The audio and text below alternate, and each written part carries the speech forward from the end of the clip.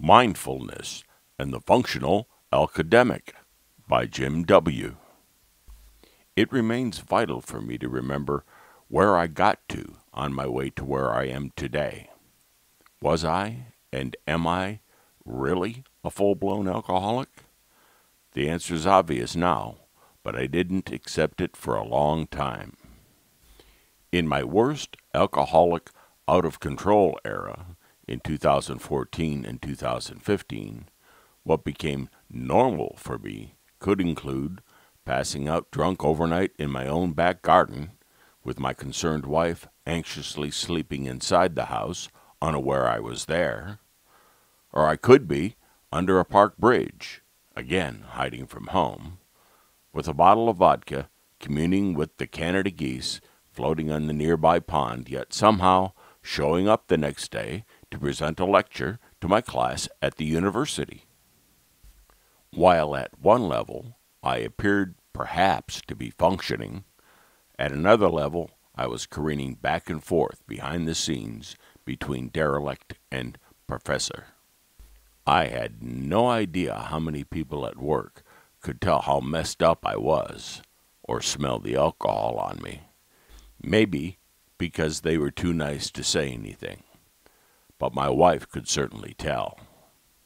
It still makes me cringe how I defended whatever I did to her, no matter how indefensible. The lies and the inventions I needed to account for the lost time and focus wasted my mind's abilities and eroded my own self-image, not to mention my believability. It all caught up to me before too long, and the consequences began to pile up. Social, financial, physical, psychological, and legal. I was indeed an alcoholic. I very nearly lost my career, my marriage, and my place at home. Given what I was doing, it is still remarkable that I did not lose them all. Several treatments and a transformative 8-month stint in a sober living house later, I am back full-time to my same job and marriage and home, and to a happier, normal life. The transformation, still not complete in any way, required a new outlook. The old outlook simply had failed, although I was too oblivious to notice for a long time, and when I did notice, I was too dishonest to admit it. The sober living had allowed a recovery of my normal functioning, but a full recovery takes a real relearning of the honesty and openness that might come naturally to most people.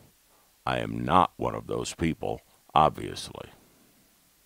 Looking back, my alcoholism had a slow and apparently innocuous fuse.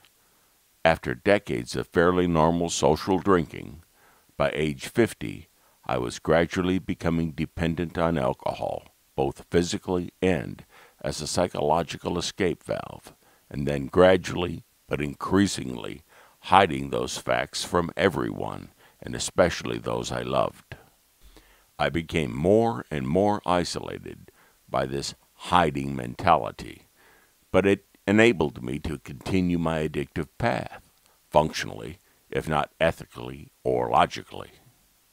By age 60, I had reached my emotional and ethical bottom, been pulled into the light, gone on to extended medical leave from my position at work, and started the slow and uncertain process of recovery, a path I'm still on and will continue to follow as I learn more about myself. I found giving up alcohol to be difficult in itself after so many years, with multiple relapses, and then the returns to dishonesty those relapses required. Learning and retraining myself was, and is, slow. Despite the difficulty, the part of recovery I found the most challenging, and yet the most rewarding, is the path towards honest self-knowledge and mindful living. Life can be much richer than I realized. As AA members know, The 12 Steps of Alcoholics Anonymous, at their core, form a program aimed beyond simply stopping drinking toward a development of that self-knowledge, a mindful approach to daily life, and a healing of the damages caused by the addiction. The steps were developed from experience with many alcoholics and also with those who managed to recover through the AA program in its early stages. While respecting that history, I have to admit that as an atheist, I initially found it frustrating to wade through the Big Book and the 12 and 12's religious interpretations of how recovery and the world as a whole supposedly works. It seemed most, if not all, of the spiritual and practical benefits sprang directly from the remarkable fellowship of AA and its cultivation of gratitude and mindfulness, and the sense that each of us is but a tiny part of our interconnected universe. I knew there were other viewpoints, but none of them seemed to have been broadly accepted for recovery. At one point, I split up with one of my former sponsors over the pressure to adopt a faith-based view of the world, as I felt that for me, honesty, or my lack of it, was a huge problem in my alcoholic thinking. Pretending to believe in yet another way that did not seem the way forward, how could I find a more spiritually fulfilling approach to recovery that worked for me? Fortunately, many approaches to recovering sobriety are now gaining in popularity and are easily integrated into an eclectic AA program. Some of my major helpers in recovery from addiction knew about these approaches and pointed me in the right direction. Reading about many of these concepts was a real eye-opener for me, a fundamentally non-spiritual person, while I was drinking. From The Untethered Soul by Michael Singer, I learned the value of being able to step outside my own chaotic and counterproductive head chatter to find perspective into my deeper reflective self, and to get rid of my fears and demons by facing them directly and honestly. From Sasha Skoblik's hilarious Unwasted, I took away a new perspective on what it is to be sober and still have fun in a world that continues to promote drinking as a social lubricant. I have continued to benefit in what otherwise could.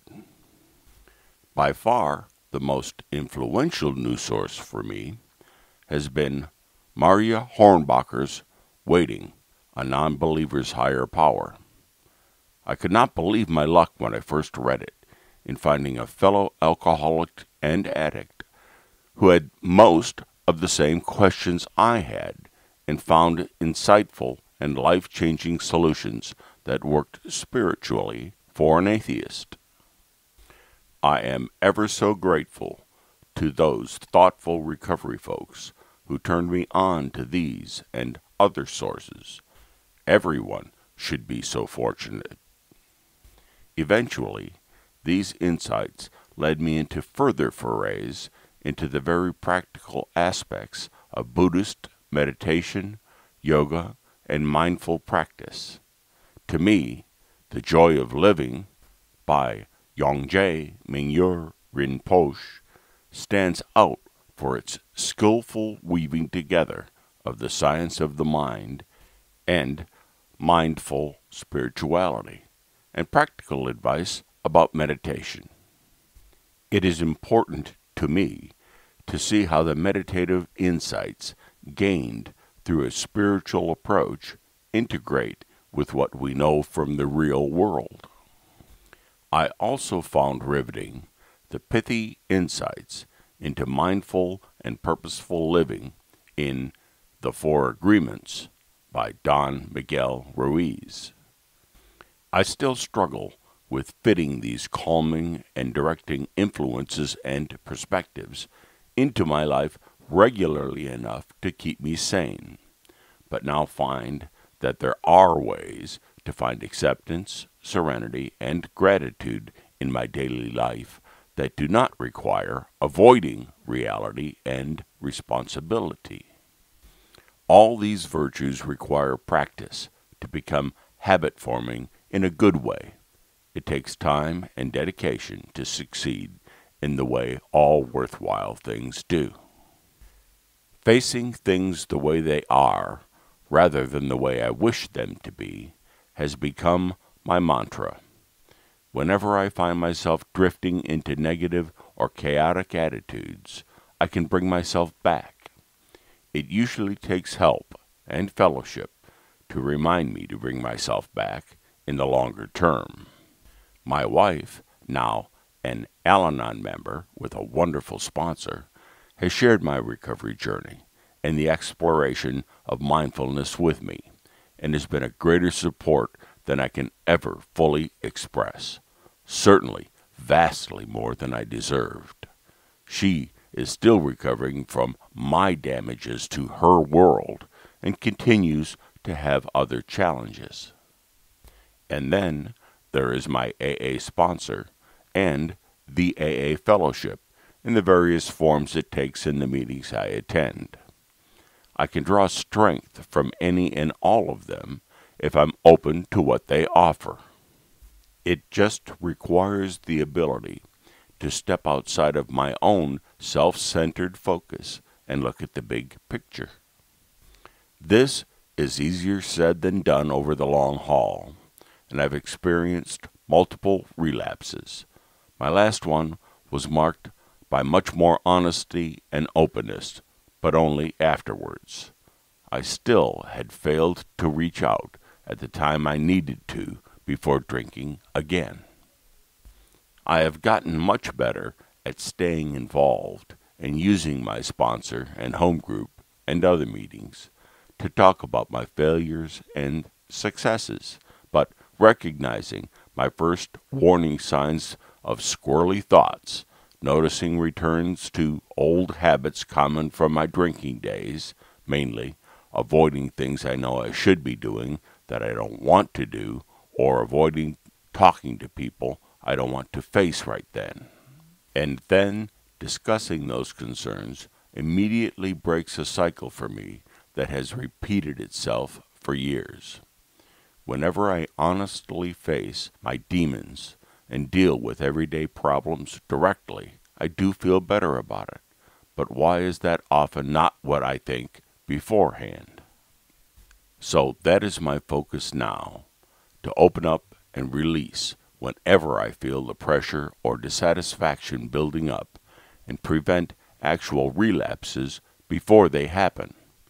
This seems to have been a lifelong personal flaw, and will take real sustained effort to overcome. The new element is that I definitely want to overcome it, and am already beginning to see success when I make the effort. I now find I treasure the fellowship of AA and its culture of sharing experience, strength, and hope more than ever. Despite all of my wrong turns and subsequent treatments and betrayals of trust, I have friendly and devoted allies in many places, all of whom seem to genuinely want me to get to a happy and positive place in my life. All that has been required for benefiting from this large network of support is that I learn to be willing to ask for help, to face things as they really are, and to let others be who they are. I don't have to agree with everyone. I just have to respect the views they have from their own experiences. I can expect no more from them in return. About the author, Jim W. Jim W. is a field biologist and professor in his first year of recovery, and recently back at work after spending 8 months in a sober living home. He is looking forward to having his first sober holiday in years, and will be meeting with some new AA friends in North Carolina while visiting relatives. His home group is Many Paths in Champaign, Illinois. The original print version of this story, Mindfulness and the Functional Alcademic by Jim W., may be found at the website aabeyondbelief.com in the Personal Stories section, dated December 25th, 2016. The audio